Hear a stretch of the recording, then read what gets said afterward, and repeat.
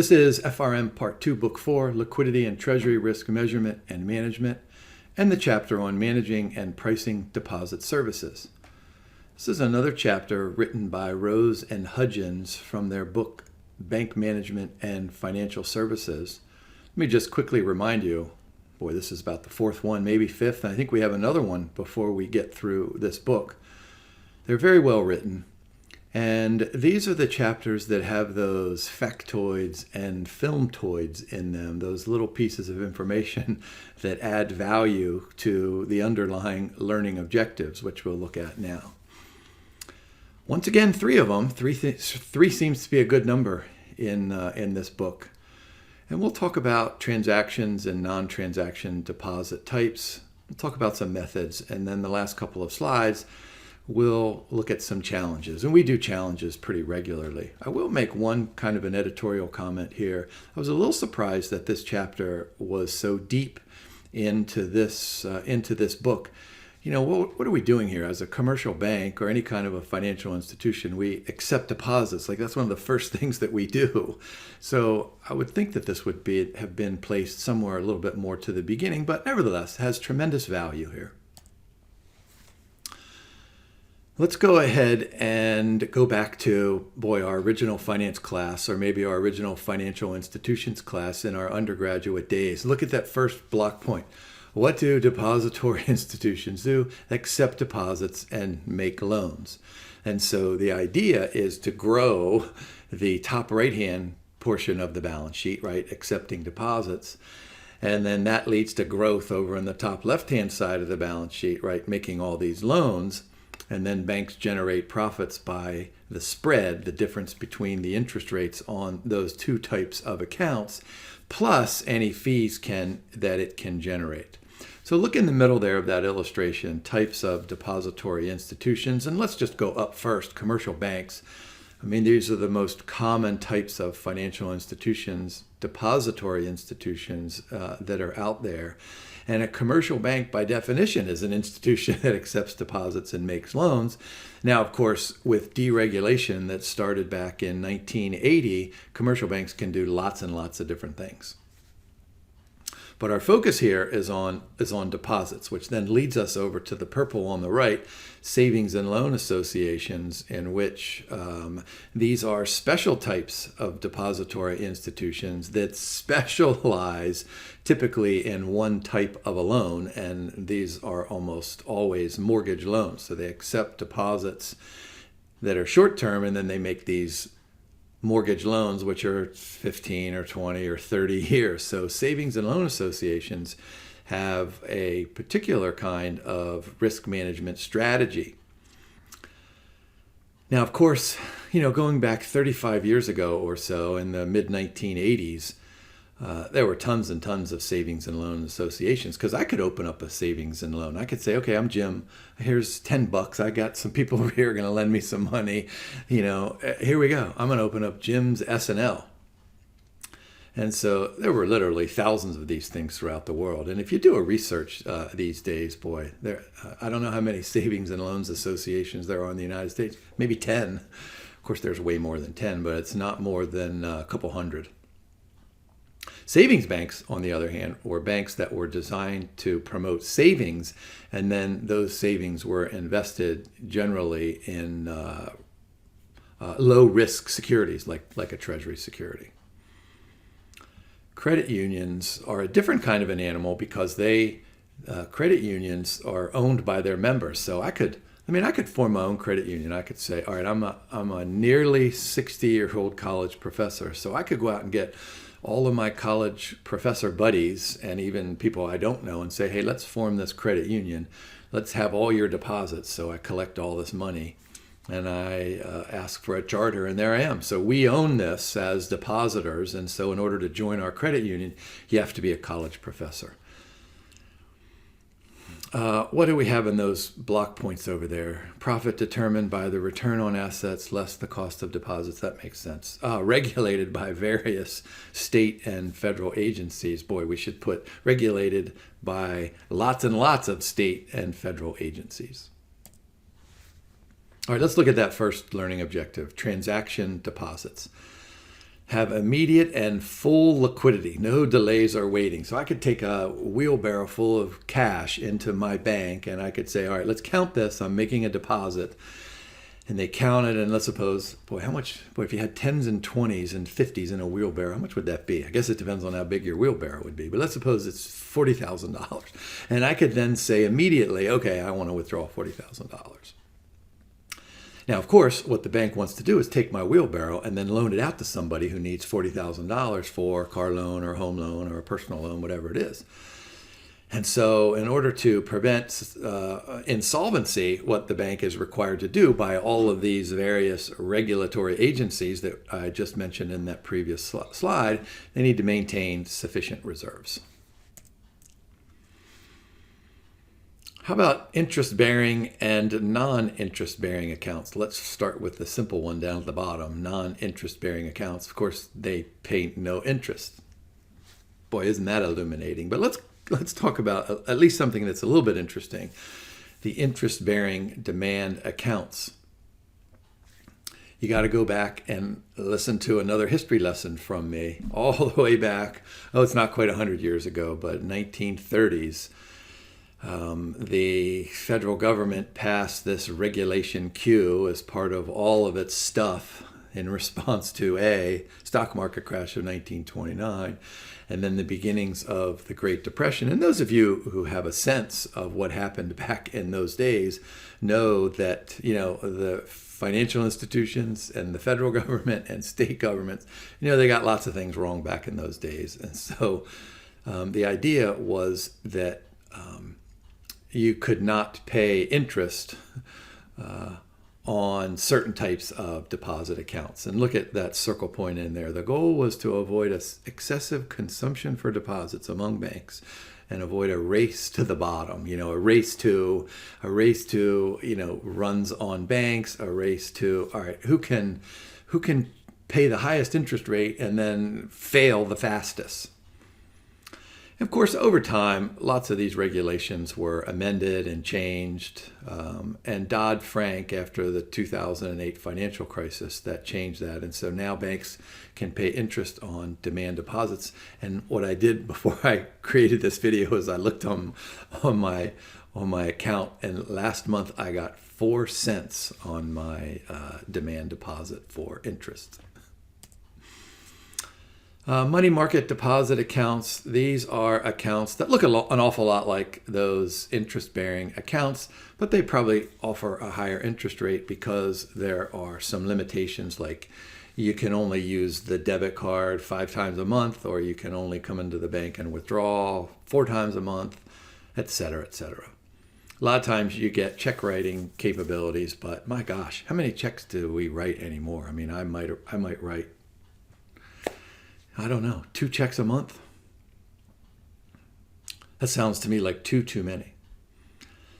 Mobile checking accounts, of course, this is what we have. We get a check. I mean, how often do we even ever get a check? I guess when the grandparents give our children money, they send them a check. So you have to take a picture of it, and you get instant confirmation. How about non-transaction accounts? All right, so these are accounts used to save for a future expenditure or a rainy day. They pay significantly higher interest rates. I mean, in other words, they can pay significantly higher interest rates, but in 2020, interest rates on CDs are not, they're not 10 or 20%, at least here in the United States. And so I'm sure you guys know what these are. So look, they have a fixed maturity, 3 months and 6 months, and they have this thing, or 1 year or 5 years or 100 years. I guess some banks out there are selling a 100-year CD, but probably not. And so why do banks do this? Because they don't want that volatility, because I can take my wheelbarrow in and take my wheelbarrow out. So if you lock into a fixed maturity like 6 months, the bank knows that it has that capital available for at least that 6-month period. And then, there's lots of research that suggests that at least individuals who have these certificates of deposit, the majority of them just roll it over, for the next time period. If it's a 6-month one, then you do another 6 month, et cetera, et cetera. I know when my wife and I first got married, we had a certificate of deposit, and it was an 18-month deposit, and we rolled it over 2 times. until we wanted to build our house. So there you go. Future expenditure. So that's perfect. And there's some examples there, bump up and step up, liquid CDs. Those index CDs down on the bottom right, those are a little bit interesting because you can link those to some kind of an equity return. The problem is, of course, if we have a stock market crash, if you had a $10,000 CD, it could only be worth $8,000. How about retirement savings accounts? So you have this opportunity to save for retirement, and the federal government wants us all to save for retirement. So they provide some tax benefits in there.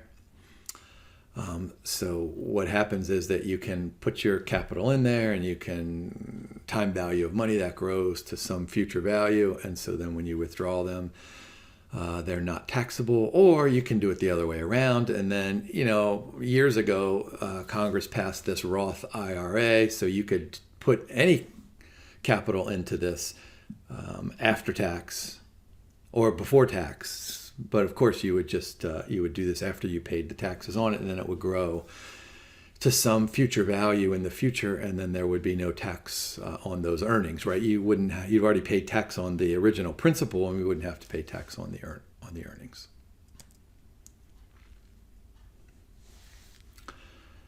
Now, I'm guessing that those previous slides might be just a review for most of you people, just because we all do banking, right? And so we probably know what our bank offers. But here, this is, I think, the first super interesting slide. Notice on that graph over there on the right, we have that little curve. God, boy, that looks like the Harry Markowitz efficient frontier, right? The core deposits. And what are those core deposits? Those are the deposits that are stable sources of funds that typically have low interest rate risk. For example, I get paid twice a month, and my checks my monthly pay or my semi-monthly payment is just directly deposited into the bank account. So the bank knows that it's going to get a deposit into my account twice, 15th and the last day of the month. And it knows that's going to happen over and over and over again. So they see what my income is, so they know exactly what's going to go in there. And so those are probably core deposits. And once again, there's low interest rate risk in that. What did I say? 4 cents I got last month. That sounds an awful lot like low interest rate risk. But then, of course, there's the version of me earlier takes the wheelbarrow in, takes the wheelbarrow out, in and out, in and out. Of course, there are people that do this. Those have high interest rate risk and are largely unstable, because I'm going to take my wheelbarrow and I'm going to go down on, let's suppose I go down on Banking Avenue and I see 5 different banks there. I'm going to wait and see which bank is offering me the higher interest rate, and then I'm going to go in and deposit it into that bank. So I'm very sensitive to that interest rate that's being paid. As far as my paychecks, I could care less what kind of an interest rate, because the money goes in and then I have to pay all the bills, paid to the order of mortgage, paid to the order of cable, paid to the order of Jim having far too many children. Of course, I'm just kidding about that.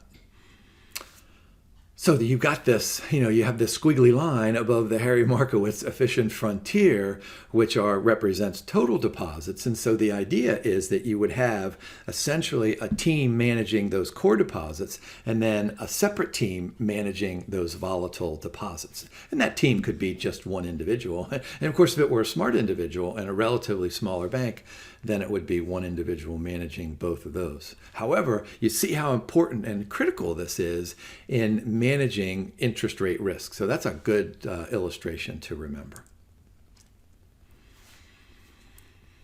Now here's a good economics question. Here I am on with my wheelbarrow, and I'm on Banking Avenue, and I'm trying to decide which bank to go in to deposit my capital. I have to consider a few variables. And so here we have like a little set of stairs. Maturity of the deposit, right? If I go to a bank and say, here, you can have this for 10 years, they'll probably pay me a little bit higher interest rate than if I say you can have it for 10 minutes. Right? The size of the depository institution, like if one of these banks is a giant Gibraltar bank over there, and then on the end is little Tamra's bank over here, then that's probably going to determine the size of that the magnitude or the level of the interest rate. And of course, that may or may not coincide, probably does coincide with the risk of that institution. And then here's the interesting one, I think, the marketing philosophy and the goals of the depository institution. I teach an introductory finance class, and all of our business students have to take this. And so I get a lot of marketing majors. And so I tell my marketing students, I say, look, I'm teaching you a bunch of finance stuff here. You need to consider, getting a job in the financial institutions industry so that you can develop a strategy to attract people like me standing out there with my wheelbarrow. How can you get Jim to come into my bank? That's entirely marketing stuff. And that reminds me of a commercial I just saw while watching a game last night. Did you guys see the Bruce Willis commercial for the Die Hard battery? I mean, this is marketing genius. I stood and watched my television it was a long commercial, maybe a minute. And I laughed through the whole thing because they kind of restructured the Die Hard movie, and there's the Die Hard battery. So, here's the thing. When I need a new battery in my car, I'm going to think of that commercial, and I may actually buy a Die Hard battery.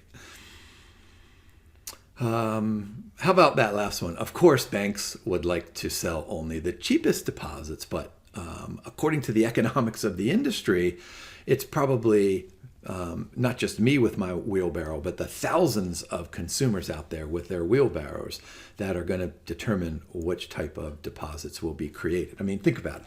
If there's 100 of us with wheelbarrows and we have a giant load of cash in our wheelbarrow, and we all go into one bank and we all say something like, hey, we want a deposit account that gives us the following things, 1, 2, 3, 4, 5. Even if those following 5 things are crazy things, the bank is going to create that account. And here's a table that illustrates, kind of the changing dynamics of these accounts that we've been talking about. Probably not an exam question on here, but gives you an illustration of how things have changed, which then leads right into the simple fact that consumer tastes have changed, which means that demands have changed, and that financial institutions have changed in response to those changing consumer tastes. Boy, don't you learn that in your very first microeconomic class. How about that second learning objective? How do we price these deposit-related services? And so I think this is where it gets even more interesting in this part of the chapter. Boy, look at those first couple of block points. What are we saying? Let's go back to our microeconomics classes. What do we have? We can have a monopoly. We can have an oligopoly. We can have, some kind of imperfect competition, and then perfect competition, which means that financial institutions are price takers, not price makers. Here's where the whole idea of branding comes in. We want as businesses, we want to brand our product line, whether it's a piece of chocolate or a deposit account. Well, it's one thing to say, okay, here's Hershey's chocolate. That's a brand name, right? Milton Hershey's been making Hershey chocolate bars for thousands of years. And even though financial institutions have been around, not for thousands of years, but maybe hundreds of years or decades, let's say, that everybody out there needs a financial institution. So this industry is thought of as an industry that approaches perfect competition. So there's a dilemma here. Look at those 2 circle points there. We need to pay as a financial institution, we need to pay a high enough interest rate to attract all those with wheelbarrows out on the street. Of course, though, we don't want to offer them 20% or 50% so that it wipes out our profit margin. So let's go back to our very initial microeconomics discussion, marginal costs versus marginal benefits. Let's take a look at one of those specific parts of that second learning objective. How do we determine what this pricing is, right? So what this profit margin plus cost pricing method does establishes a rate of return or fees that are based on, what's going on over on the income statement, right? What are all of our costs? And then let's have a built-in profit margin. So there's a formula or an equation down there in those bottom blocks. So the unit charge per customer, operating expense, that makes sense. Overhead, that makes sense. Plus the planned profit margin. You probably learned that in a managerial accounting class. Let's take a look at a quick example here. And this is just simple math. Let's suppose that labor and computer time amounts to $3 a month. Overhead of $2 a month. $600 minimum balance on this type of basic checking account, and there's a 60-cent per month profit margin on each of these accounts. Determine the monthly fee. So we'll take the $3 plus the $2 and then add in the 60 cents to get $5.60 per month. That $600 minimum balance is not relevant. Now, how about let's take this a step further and go to some type of an estimate of costs at the margin. So in order to use marginal cost pricing, we need to establish a couple of things here. Marginal cost of moving the deposit rate from one level to another. In other words, from like a 5% to a 6%, right? Marginal cost.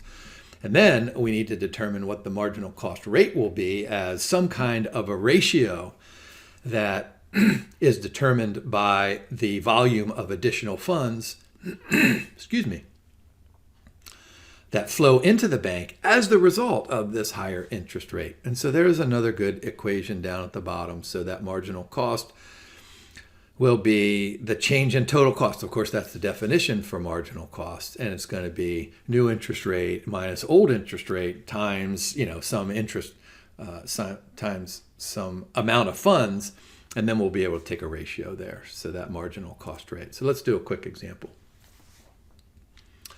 Let's suppose we have a base savings deposits of $50 million and we're paying 8% on those funds. And here's the question.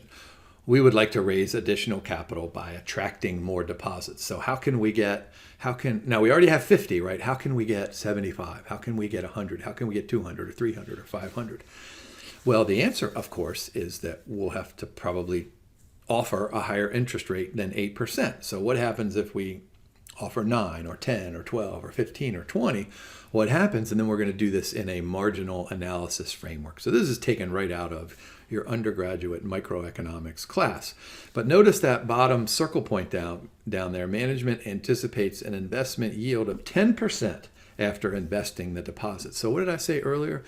We need to go from 8 to 9 to 10 to 11 to 12. Well, we're probably not going to offer 12 if we can only earn 10 on this. All right, so here's a nice little table that illustrates exactly how to do this at the margin. So that first row, starting with the funds raised, 50 million, that's our current levels.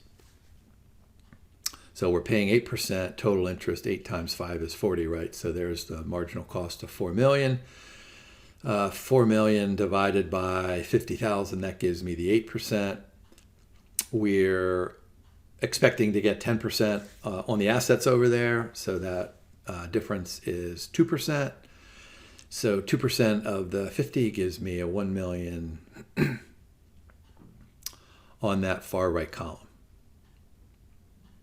So then let's go and ask ourselves the question, all right, at each margin, let's figure out how can we do this. So can we raise 100,000? So we're gonna pay 8.5% on that.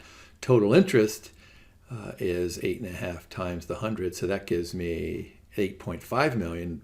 The marginal cost then is the difference between the 4 million and the 8.5 million, so that's 4.5. And then the marginal cost as a percent. So let's take that 4.5 million divided by the 50,000, right? So that gives me 9%. So that's still less than 10%. So our marginal revenue less marginal cost is 1%. So that leaves us with 1.5 million over there on the right-hand side. And then we continue to do that. So we do 200 and 300. And so the average rate will go up to 9% and 9.5%. And by the way, of course, a financial institution in doing this is going to have an Excel spreadsheet. And it's not going to go from 8% to 8.5%. It's probably going to go from 8% to maybe 8.05%, right? And then 8.1%. So, you'll have this gigantic Excel spreadsheet that does all this. So the idea over there is to make this decision where marginal revenues exceed marginal cost. And so in this example, clearly we get that to that point when we hit the 200 million, and we start declining when we hit 300 million. And the illustration mathematically for that result is in the marginal cost ratio column. So look in the middle there, 10.5%. Clearly 10.5% is greater than 10%. So at the margin, we're going to lose 0.5%. And so at the margin, so then our total starts declining. So what's the goal of the business? Maximize shareholder wealth, right? How do we do this? Well, we raise, in this example, 200 million. Now, how about conditional pricing, in which we determine the fee based on how a customer uses the account?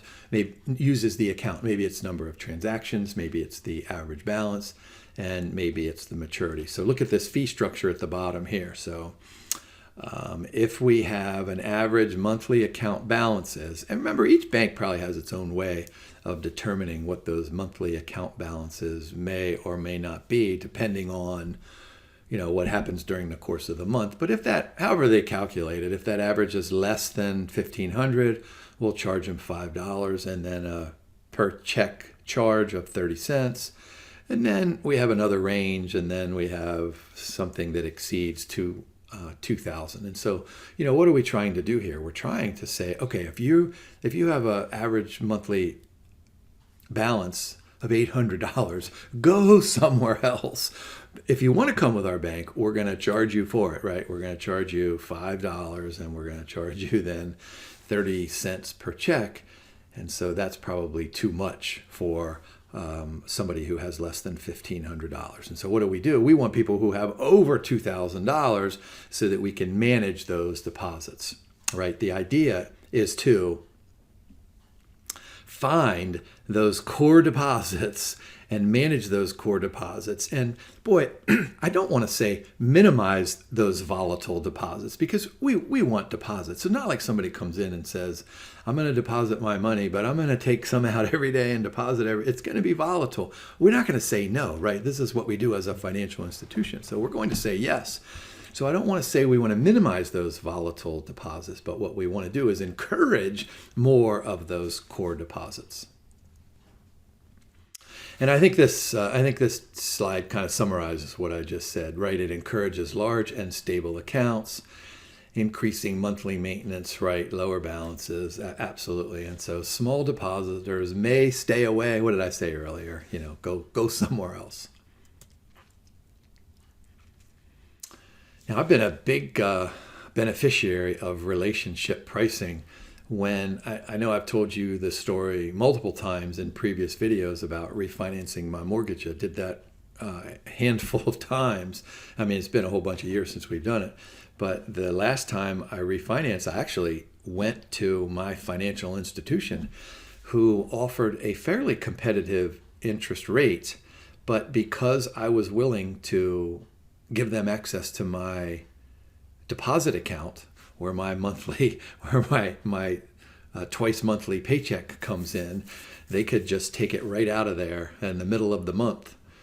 They offered me an even lower interest rate. And so I'm paying 3.39% interest on my mortgage. And in my MBA class the other night, one of my students said he just refinanced and it was like 2.45. And I closed my ears. I said, I don't want to hear that, because I don't want to go through all that again. But so relationship pricing. So if you do this thing over there with the bank, you probably get a better deal with this thing over here, just like I did. So promotes greater customer loyalty, right? So I'm going to stay with my bank because my mortgage comes out of my checking account. And so if I go to another bank, I'm going to have to make sure I drive to that bank and deposit my mortgage payment every month. Yes, so less sensitive to the prices posted by competing financial firms. All right, how about that third and final learning objective, challenges? So we've talked about challenges in many of these chapters. So deposit insurance, this initially sounds like a great deal for banks, right? Oh, we don't have to worry about a certain amount because they're insured by the FDIC. but there's a cap, right? 250,000. Business accounts are not insured, and it doesn't cover all of the different types of accounts that financial institutions offer. So deposit insurance, it provides some benefits, but it's not a perfect benefit for our customers. Therefore, we need to manage, those gaps in there that are not provided by the federal government. And of course, this is not free. We have to pay insurance premiums. And then one interesting part at the back section of this chapter is this concept of lifeline banking, in which financial services are being viewed as some type of long-standing, long-established human rights, so that everybody has a right to banking services, and they shouldn't be priced out of those banking services. All right, so look at the second block point. Banks have an enormous task of coming up with fees and other accounts that are low enough so that everyone can afford them, providing all these services for, of course, high-income individuals and businesses, but also those who are not considered to be high income. And so you get the sense that this brings in an ethical kind of a concept. It brings in the sense that the financial institution is a part of the community.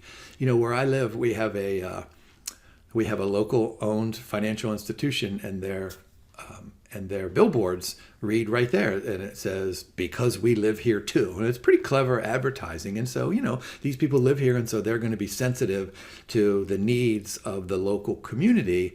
And so this lifeline banking is just kind of a natural extension of the services that financial institutions provide. Oh boy, what did I say earlier? Regulated.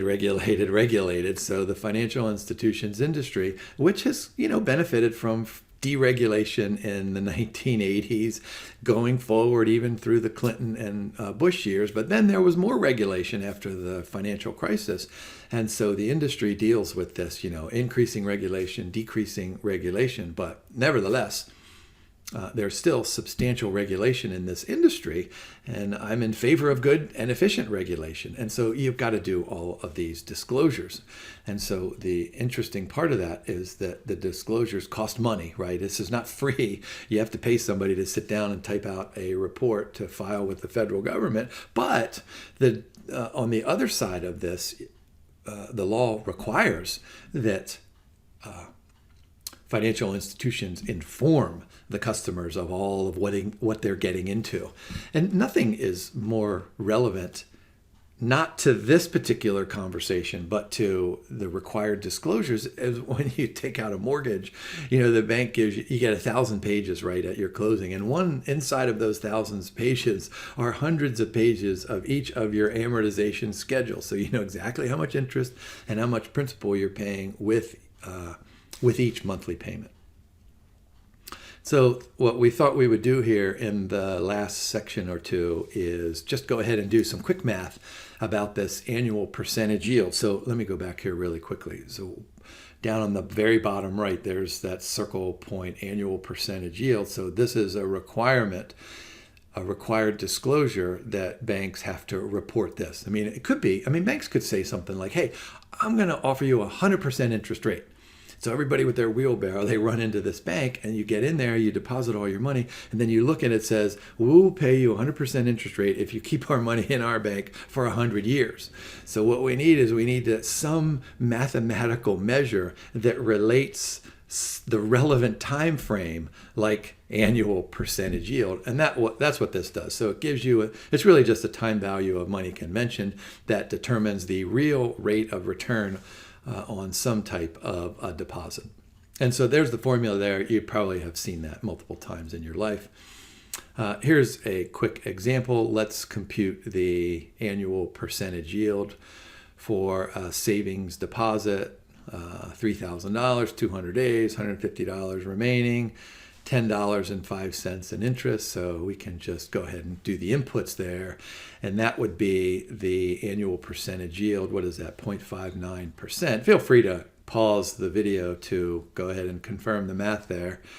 But what the financial institution has to do is report that 0.59%. And what that means is that not every customer is going to get 0.59%.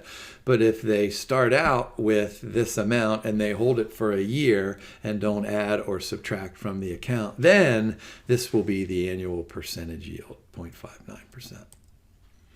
And I think that takes us through those 3 learning objectives. I'm guessing that that first one, you'd probably be able to answer those questions pretty much with your knowledge of your banking relationship, but I would focus on number 2. I think that's probably where the bulk of the questions from this chapter would come from.